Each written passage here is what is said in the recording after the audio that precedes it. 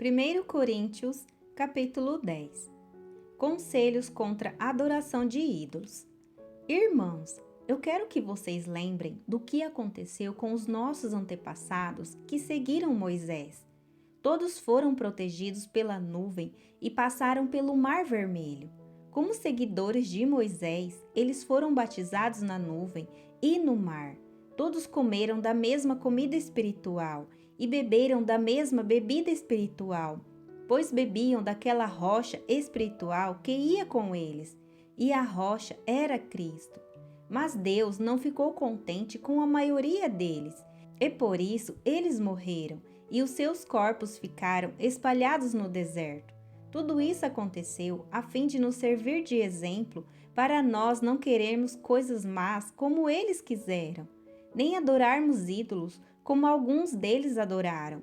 Como dizem as Escrituras Sagradas, o povo sentou-se para comer e beber e se levantou para se divertir.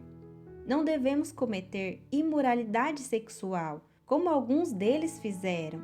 E, porque eles fizeram isso, 23.000 deles caíram mortos num só dia. Não devemos pôr à prova a paciência de Cristo, como alguns deles fizeram, e por isso foram mortos pelas cobras. Vocês não devem se queixar, como fizeram alguns deles, e por isso foram destruídos pelo anjo da morte. Tudo isso aconteceu com os nossos antepassados a fim de servir de exemplo para os outros, e aquelas coisas foram escritas a fim de servirem de aviso para nós, pois estamos vivendo no fim dos tempos. Portanto, aquele que pensa que está de pé, é melhor ter cuidado para não cair. As tentações que vocês têm de enfrentar são as mesmas que os outros enfrentam, mas Deus cumpre a sua promessa e não deixará que vocês sofram tentações que vocês não têm forças para suportar. Quando uma tentação vier, Deus dará forças a vocês para suportá-la, e assim vocês poderão sair dela. Por isso, meus queridos amigos, fujam da adoração de ídolos. Eu falo com vocês como com pessoas que têm capacidade para entender o que estou afirmando. Julguem vocês mesmos o que eu estou dizendo. Pensem no cálice pelo qual damos graças a Deus na ceia do Senhor. Será que, quando bebemos desse cálice, não estamos tomando parte no sangue de Cristo? E, quando partimos e comemos o pão, não estamos tomando parte no corpo de Cristo? Mesmo sendo muitos, todos comemos do mesmo pão, que é um só, e por isso somos um só corpo. Pensem no povo de Israel. Aqueles que comem as coisas oferecidas em sacrifícios tomam parte juntos no sacrifício que é oferecido a Deus no altar. O que é que eu quero dizer com isso? Que o ídolo ou o alimento que é oferecido a ele tem algum valor? É claro que não. O que estou dizendo é que aquilo que é sacrificado nos altares pagãos é oferecido aos demônios e não a Deus. E eu não quero que vocês tomem parte nas coisas dos demônios. Vocês não podem beber do cálice do Senhor e também do cálice dos demônios. Vocês não podem comer na mesa do Senhor e também na mesa dos demônios. Ou será que queremos provocar o Senhor, fazendo com que ele fique com ciúmes? Por acaso vocês pensam que somos mais fortes do que ele? Respeito pela opinião dos outros.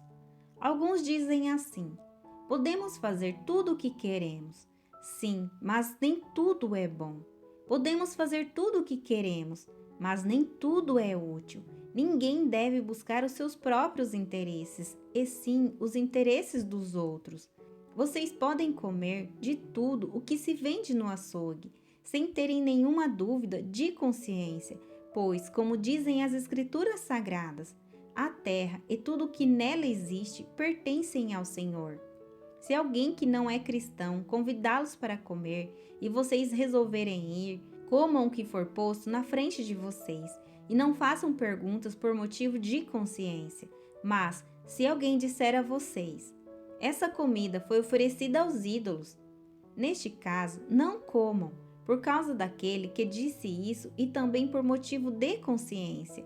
Não estou falando da sua própria consciência, mas da consciência do outro. Mas alguém pode perguntar: Por que é que a minha liberdade deve ser diminuída pela consciência dos outros? Se eu agradeço a Deus o alimento que como, por que é que sou criticado se já o agradeci a Deus? Portanto, quando vocês comem, ou bebem, ou fazem qualquer outra coisa, façam tudo para a glória de Deus. Vivam de tal maneira que não prejudiquem os judeus, nem os não-judeus, nem a igreja de Deus. Façam como eu. Procuro agradar a todos em tudo o que faço, não pensando no meu próprio bem, mas no bem de todos, a fim de que eles possam ser salvos.